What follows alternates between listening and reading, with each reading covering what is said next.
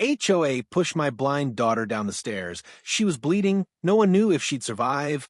The emergency room lights burned like accusatory eyes as I held my daughter's small, cold hand.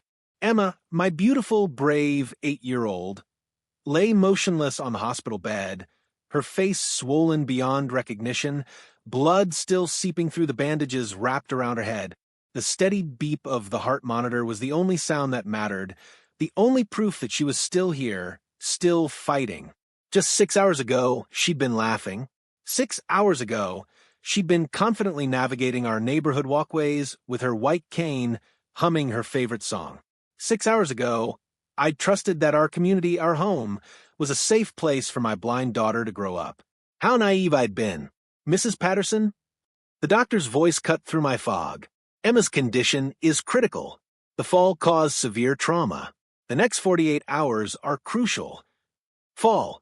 That's what they kept calling it. A fall. As if my daughter had simply tripped, as if this were some tragic accident. But I knew the truth. I'd seen the hatred in Margaret Whitmore's eyes. I'd heard the venom in her voice countless times before. The HOA president who'd made our lives hell for 2 years had finally crossed a line no one should ever cross.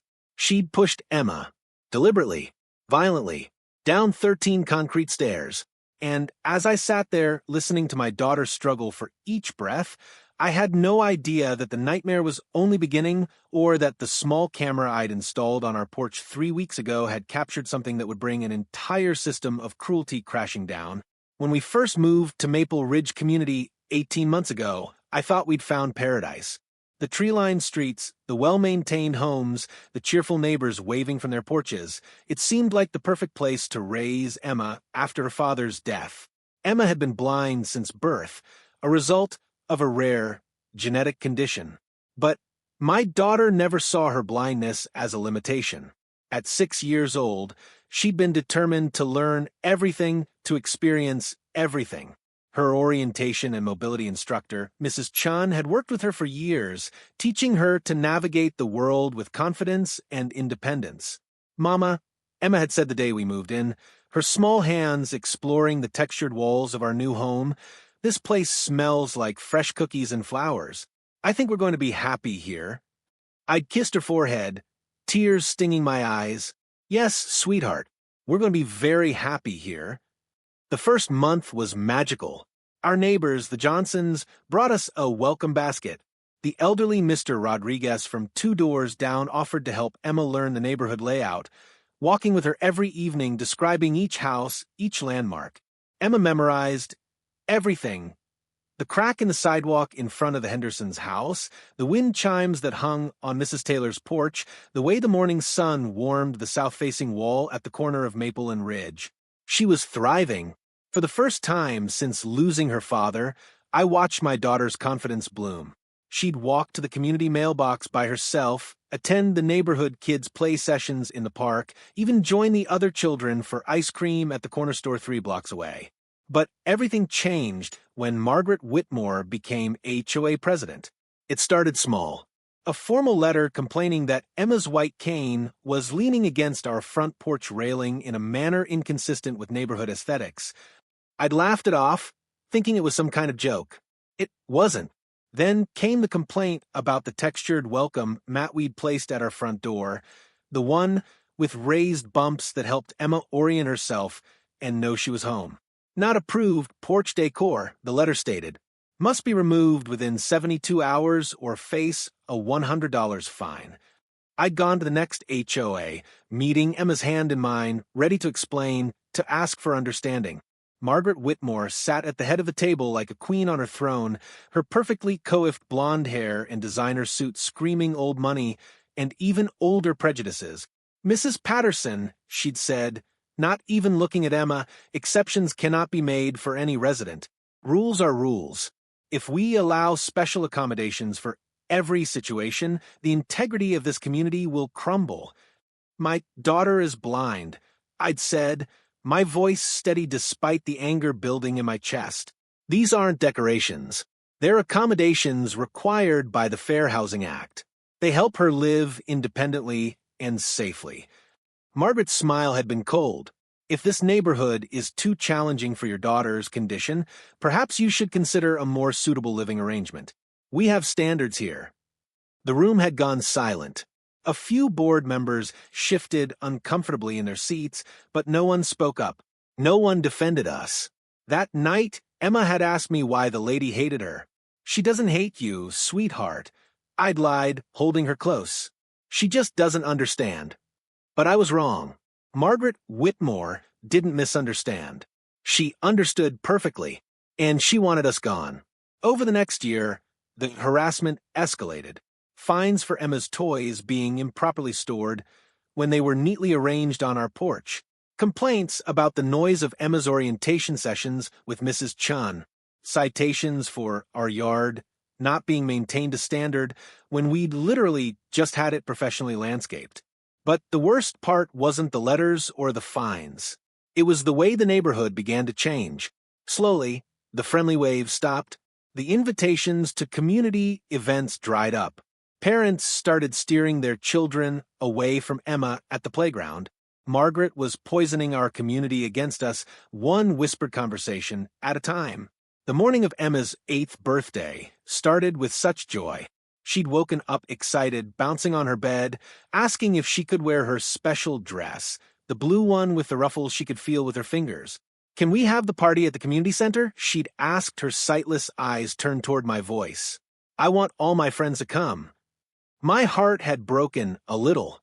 Emma still called them her friends, even though only 3 children had attended her party the year before, down from 15 the year before that. The parents had made excuses, scheduling conflicts, family obligations, sudden illnesses. But I'd overheard Margaret at the grocery store 2 weeks earlier. "I simply can't allow my Madison to spend time with that blind girl," she'd been saying to another mother. "It's not fair to expect our children to accommodate such special needs. And honestly, it's uncomfortable for everyone. The poor thing can't even play normally."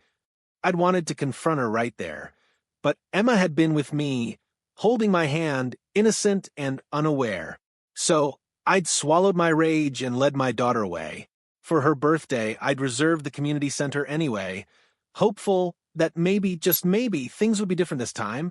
I'd sent invitations to every child in Emma's age group in the neighborhood. 20 families. I'd made Emma's favorite lemon cake, hung streamers, set up games that she could play. Pin the tail on the donkey adapted with textured pieces, a treasure hunt with sound clues, musical chairs with bells. We'd arrived early to set up. Emma had been so excited, helping me arrange the party favors, touching each one to make sure they were perfect.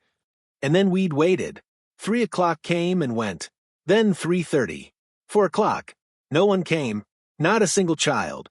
Emma had sat in her party dress, her small hands folded in her lap, her head tilted slightly as if listening for the sound of approaching footsteps that never came. "Maybe they're just running late, Mama," she'd whispered, her voice so small it shattered me. At 4:30, I'd called one of the mothers, Mrs. Henderson, who I'd thought was kind, whose daughter Sophie had played with Emma before Margaret's reign of terror. "Oh," Mrs. Henderson had said, her voice tight with discomfort. "We didn't think. Margaret suggested that perhaps. The thing is, we're having a neighborhood pool party today at her house. She planned it weeks ago. I assumed you knew, and that's why you scheduled Emma's party at the same time." The lie was so obvious, so cruel. Margaret had deliberately scheduled a competing event for Emma's birthday, ensuring no one would come. And every single family had chosen Margaret's pool party over my daughter's birthday. I'd ended the call, my hand shaking, and turned to find Emma's face crumpled, tears sliding down her cheeks. "They hate me," she'd whispered. "Everyone hates me because I can't see." "No, baby, no."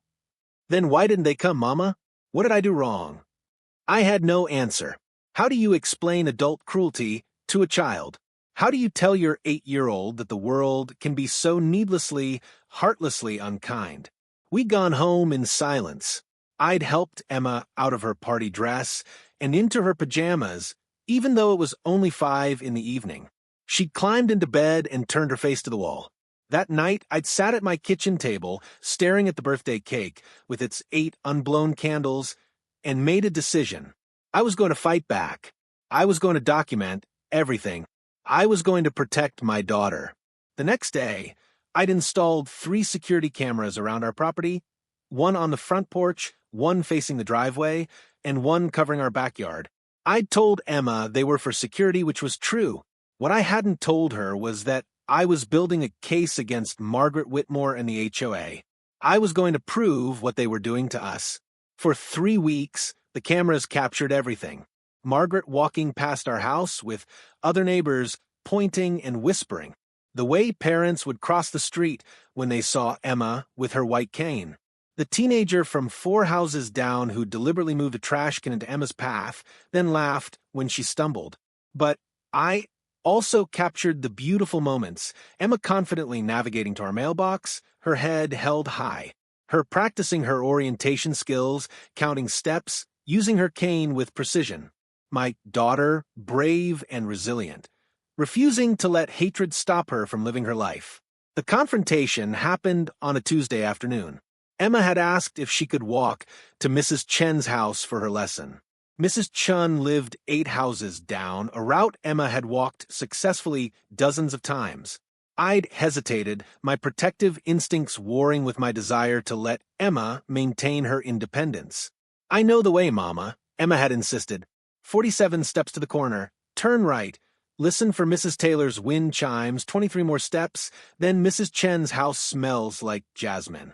I can do it. She'd recited her mental map perfectly the way Mrs. Chen had taught her. How could I say no? Okay, I'd agreed, but I'll watch from the porch until you turn the corner. Emma had beamed, grabbed her white cane, and set off with that determined walk. She had, chin up, cane sweeping, completely focused. I'd stood on our porch, my phone in hand with Mrs. Chen's number ready, watching every step. Emma had made it to the corner perfectly, her cane detecting the curb, her body turning with practiced precision. And that's when Margaret Whitmore appeared. She'd emerged from her house 2 doors down, her face twisted with that familiar expression of disgust.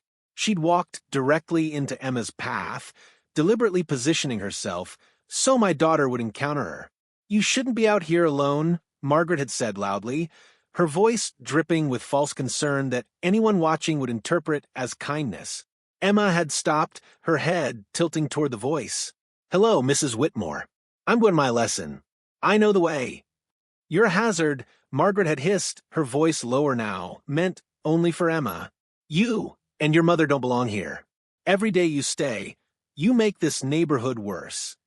I'd started walking toward them, my heart pounding, but I was too far away. "This is a community for normal families," Margaret had continued, her voice venomous. "Not for broken little girls who can't even see where they're going." Emma's small body had gone rigid. Even from a distance, I could see her hands trembling on her white cane. "I'm not broken," Emma had said, her voice wavering but defiant. "My mama says I'm perfect just the way I am." "Your mama is lying to you," Margaret had snapped. "You're a burden. To her, to this neighborhood, to everyone." That's when I'd started running. "Emma!" I'd shouted. "Sweetheart, come back to the house." Margaret had turned toward me, her face transforming instantly into a mask of concern. "Oh, Mrs. Patterson. I was just trying to help Emma." She seemed lost. "She's not lost, and we both know it," I'd said, reaching Emma and pulling her close. My daughter was shaking, trying so hard not to cry. "There's no need to be hostile," Margaret had said, her voice loud enough for the neighbors who were starting to emerge from their houses to hear. "I was simply concerned for the child's safety." "Stay away from my daughter," I'd said, my voice low and steady. "If you come near her again, I'm calling the police." Margaret's mask had slipped for just a second, her eyes flashing with pure hatred.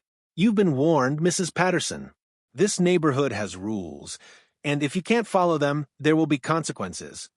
She'd walked away, leaving me standing there with Emma sobbing into my shirt. "She said I'm broken, Mama," Emma had cried. "She said I'm a burden." "You are not broken," I'd whispered fiercely, holding her tight. "You are strong and brave and perfect. She's the one who's broken, sweetheart. Her heart is broken, not you." But the damage was done. That night, Emma had nightmares. The next day, she'd refused to leave the house. The independence we'd worked so hard to build was crumbling, and Margaret Whitmore was winning. I'd reviewed the camera footage that evening. The audio had been clear enough to catch some of Margaret's words, but not all of them. Still, it was something. It was proof. 2 days later, I'd received a certified letter from the HOA attorney. We were being sued for harassment of board members and creating a hostile environment. Margaret claimed I'd threatened her and that Emma's unsupervised wandering created liability issues for the community. The letter demanded we pay $5,000 in legal fees and agree to supervision requirements for Emma any time she left our house. If we refused, they would pursue action to force us to sell our home. I'd sat at my kitchen table, that letter in my shaking hands, wondering how the world could be so cruel. How could they twist everything, make us the villains, punish my child for simply existing? But I wasn't going to give up. I couldn't. Emma deserved better. She deserved justice. What I didn't know was that Margaret Whitmore wasn't done. The worst was yet to come. The morning it happened, Emma had been having a good day. She'd woken up singing, which she hadn't done since the confrontation with Margaret. Mrs. Chun had suggested we try a new route for Emma's mobility training, one that avoided Margaret's house entirely, circling around the block the long way. "I can do it, Mama," Emma had said over breakfast, her fingers tracing the raised dots of her Braille homework. "Mrs. Chun says I'm ready for a longer route." I'd hesitated. The lawsuit was pending, and every time Emma left the house, I worried. But I also knew that hiding wasn't the answer. Emma needed to rebuild her confidence, to reclaim her independence. "Okay," I'd finally agreed, "but I'm walking behind you at a distance, just in case." Emma had nodded eagerly, already reaching for her white cane. At 3:15 p.m., she'd set out. I'd followed 50 feet behind. Far enough that she felt independent, but close enough to intervene if needed. The new route took her past houses we rarely encountered, down a side street, then back around toward our street via a path that included a small flight of community stairs connecting 2 street levels. Emma had navigated beautifully. I'd watched with pride as she counted steps, used her cane to detect curbs, paused at the sound of a car. She'd been so focused, so confident. And then, at the top of those 13 concrete stairs, Margaret Whitmore had appeared. Later, I'd replay those horrible seconds over and over in my mind. Margaret had stepped out from behind a large hedge that bordered the upper landing, her face cold and determined. She hadn't shouted. She hadn't given any warning. Emma had been carefully detecting the first step with her cane, her body angled correctly, her foot reaching out to find purchase. That's when Margaret had placed both hands on Emma's back and shoved. I'd been too far away. I'd screamed Emma's name, but it was too late. My daughter's small body had pitched forward, her white cane flying for her hands. She tried to catch herself, but couldn't find anything to grab. She'd tumbled down those 13 stairs like a rag doll, her head striking the concrete twice, her body twisting in ways bodies shouldn't twist. The sound of her skull hitting the pavement would haunt me forever. I'd been running before Emma hit the bottom, my phone already dialing 911, my screams echoing through the neighborhood. Emma had landed in a crumpled heap at the bottom of the stairs, blood pooling beneath her head, her right arm bent at an unnatural angle. She wasn't moving. "Emma, baby Emma, can you hear me?" I'd fallen to my knees beside her, terrified to move her, terrified not to. "Help! Somebody help!" Margaret had stood at the top of the stairs, frozen. For just a moment, I'd seen panic flash across her face. Then, as other neighbors began emerging from their houses, she transformed. "Oh my God!" she cried, her voice perfectly pitched with horror. She fell. The poor blind girl fell down the stairs. I tried to catch her, but I was too late. "You pushed her." I'd screamed up at her, my hands shaking as I tried to assess Emma's injuries. "I saw you. You pushed my daughter. That's insane." Margaret had shouted back, her performance flawless. Why would I do such a thing? The child was alone, navigating stairs she clearly wasn't ready for. This is exactly what I'd been worried about. Her mother lets her wander unsupervised, and now, look what's happened. Other neighbors had gathered. Some had rushed down to help. Others had stayed at the top of the stairs with Margaret, murmuring among themselves. She was trying to help the girl. I'd heard someone say, "The mother is clearly unhinged," another voice had whispered. Accusing Margaret of pushing the child? How desperate. The ambulance had arrived within minutes, but it felt like hours. The EMTs had carefully stabilized Emma's neck, checking her vital signs with grave expressions. One of them, a woman with kind eyes, had gripped my hand. "We're taking her to County Memorial," she'd said gently. "Head trauma and possible spinal injury. You can ride with us." As they'd loaded Emma into the ambulance, I'd looked back up at those stairs. Margaret had still been standing there, surrounded by sympathetic neighbors, playing her role perfectly. But I'd remembered something. Something Margaret didn't know about. My porch camera. The one that faced the street. The one with the wide-angle lens that I'd specifically chosen to capture the community stairs just barely in frame. I'd climbed into the ambulance holding Emma's limp, cold hand and let Margaret think she'd won. Because I knew the truth. I had proof. And when Emma woke up, because she had to wake up, we were going to take Margaret Whitmore down. The next 72 hours were the longest of my life. Emma remained in a medically induced coma while the swelling in her brain slowly decreased. She'd suffered a severe concussion, a fractured skull, a broken arm, 3 cracked ribs, and a spinal contusion. The doctors kept saying lucky, she was lucky she hadn't died, lucky she hadn't been paralyzed, lucky the brain damage appeared minimal. Lucky. I'd sit by her hospital bed, holding her small hand, and think about how none of this was luck. This was deliberate. This was assault. This was attempted murder. And Margaret Whitmore was walking free.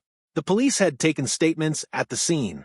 Margaret's story, that she'd witnessed Emma fall and tried unsuccessfully to catch her, had been corroborated by several neighbors who'd arrived after the incident but swore they'd seen Margaret reaching toward Emma. My accusation had been noted but dismissed as the hysterical reaction of a traumatized mother. Mrs. Patterson, the detective had said gently on the second day, visiting my daughter's ICU room, "I understand you're upset, but without evidence and with multiple witnesses supporting Mrs. Whitmore's account, there's nothing we can charge her with." "I have evidence," I'd said quietly. "Ma'am, there were no cameras at that location. The HOA doesn't have." "My camera," I'd interrupted, "on my front porch. It captures the stairs. I have video of what happened." The detective's demeanor had changed instantly. "Do you have this footage?" "Yes. It's on my phone, backed up to the cloud." I'd pulled up the app, my hand shaking. "I haven't watched it yet. I couldn't see it again." He'd taken my phone, stepped out of the room, and returned 20 minutes later with a completely different expression on his face. "Mrs. Patterson," he'd said, his voice carefully controlled, "this footage clearly shows Mrs. Whitmore pushing your daughter. She committed assault on a child. We're obtaining a warrant for her arrest immediately." Relief had flooded through me, but it was bittersweet. The video wouldn't heal Emma. It wouldn't undo the trauma. But at least there would be justice. The arrest happened that afternoon.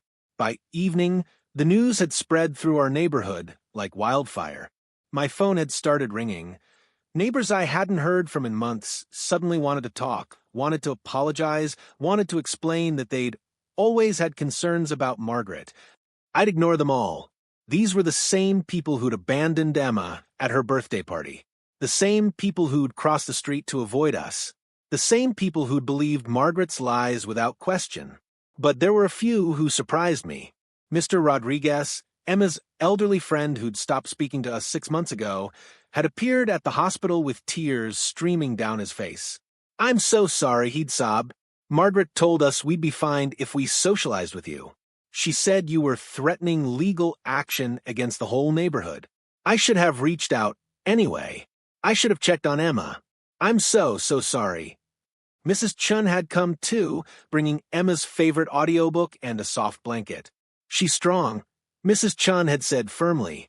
"Emma is the strongest person I know. She'll come back from this." The Johnsons from next door had left a card and flowers at the nurse's station. They were too ashamed to face me directly.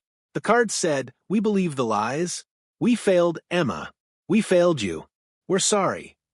Sorry wasn't enough, but it was something. On the fourth day, Emma woke up. Her eyes had fluttered open, those beautiful eyes that couldn't see, but somehow always found me, and she'd whispered, "Mama." I burst into tears. "I'm here, baby. I'm right here." Did I fall? Her voice was so weak, so confused. I'd struggled with how to answer. The doctors had warned me that the trauma might be difficult for her to process, especially given her age. But I also knew Emma deserved the truth. "Someone pushed you, sweetheart," I'd said gently, holding her uninjured hand. "But you're safe now. You're going to be okay." Emma had been quiet for a long moment, her face scrunched in concentration or pain or both. "Mrs. Whitmore?" My heart had broken. "Yes, but she can't hurt you anymore. The police arrested her. She's going to face consequences for what she did." "Does she hate me because I'm blind?" Emma had asked, tears sliding from the corners of her eyes. "No, baby. She hates herself. There's something broken inside her that has nothing to do with you. You are perfect and brave and wonderful. What she did was about her own cruelty, not about anything you are or aren't." Emma had nodded slowly, then asked the question that gutted me.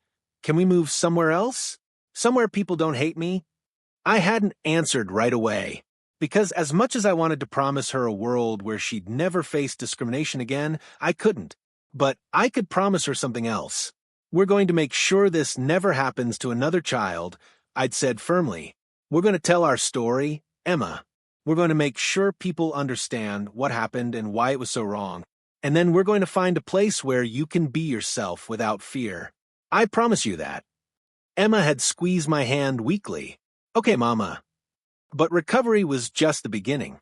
The legal battle, the media attention, the deeper investigation, all of that was still to come. And what we would discover about Margaret Whitmore and the HOA would prove that Emma's assault was just the tip of a very dark iceberg. Emma spent 2 weeks in the hospital. During that time, the investigation into Margaret Whitmore expanded in ways I'd never anticipated. It started when the Detective Morrison, came back with more questions. He'd been reviewing HOA records as part of his case against Margaret, looking for any evidence of prior harassment. What he'd found had shocked him. "Mrs. Patterson," he'd said, sitting across from me in the hospital cafeteria while Emma slept upstairs, "I need to ask you something. Did you know there were other families the HOA had targeted?" I'd looked up from my coffee. "What do you mean?" "We found correspondence in the HOA files. Complaints, fines, legal threats, all targeting families with members who had disabilities, different ethnicities, or were otherwise not." He'd paused, choosing his words carefully. "Part of what Margaret considered the right kind of neighborhood." My blood had run cold. "How many families?" 7 in the past 3 years, all forced out through escalating fines, harassment, and legal threats. The HOA lawyer was in on it, helping craft violations that were technically legal but clearly discriminatory in intent. 7 families. 7 families who'd suffered like we had, who'd been driven from their homes by systematic cruelty. "There's more." Detective Morrison had continued. "One of those families had a son with autism. He was 9 years old. 2 years ago, he had an accident at the community pool, nearly drowned. The family claimed someone had pushed him in and held him under. No charges were filed. Margaret Whitmore was the only adult present. I'd felt sick. Oh my God. He survived, but the family moved out within a month. They were too scared to fight. We're reopening that case now." Over the next days, the media caught wind of the story. It exploded. Local news, then regional, then national. The video of Margaret pushing Emma went viral, sparking outrage and debate about discrimination, HOA overreach, and the protection of vulnerable children. But the public attention brought something unexpected. Witnesses, a former HOA board member, came forward, revealing that Margaret had explicitly stated her intention to make the neighborhood undesirable for anyone who lowered property values, her euphemism for anyone who wasn't white, upper middle class, and able-bodied. The family whose son had nearly drowned contacted us through our lawyer. We cried together over video call. Two mothers who'd faced the same monster, sharing our pain and our determination to ensure no other families suffered the same fate. More cameras from other houses in the neighborhood were reviewed. Footage emerged of Margaret deliberately blocking wheelchair ramps, having cars towed that had disability placards, confronting a family with a child who had Down syndrome at a community event and telling them they didn't belong. The case against her grew from simple assault to a federal civil rights investigation. The HOA itself was being sued by multiple families for violations of the Fair Housing Act. The lawyer who'd helped craft the discriminatory policies was disbarred. And through it all, Emma healed. Not just physically, though watching her learn to walk without stumbling, to rebuild her confidence with her white cane, to face her fear of stairs was a victory. But emotionally, too. Because Emma got to see, in the way she experienced the world, that what happened to her had sparked change. Letters poured in from around the country. Other blind children wrote to her in Braille, sharing their own stories of discrimination and praising her courage. Disability rights organizations invited us to speak.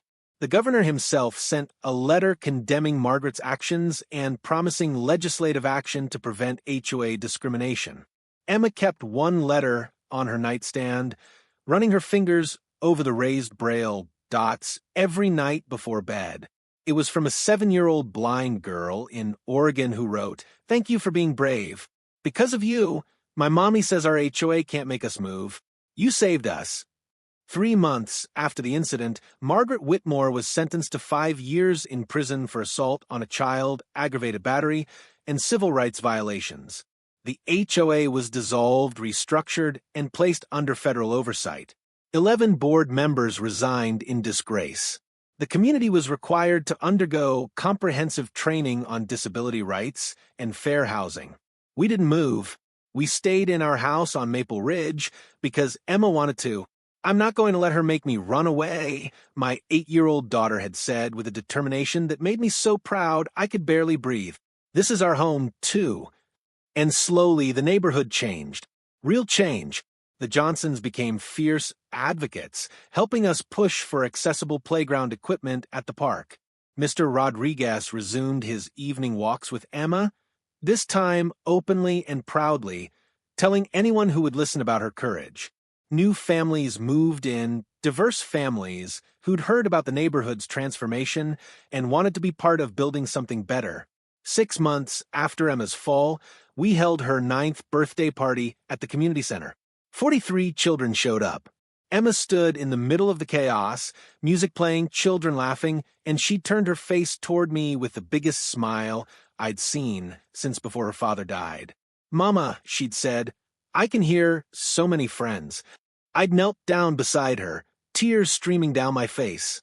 "Yes, baby, so many friends." "Was it worth it?" She'd asked quietly, her small hand finding my face, her fingers reading my tears. "Fighting like we did? All the hard parts."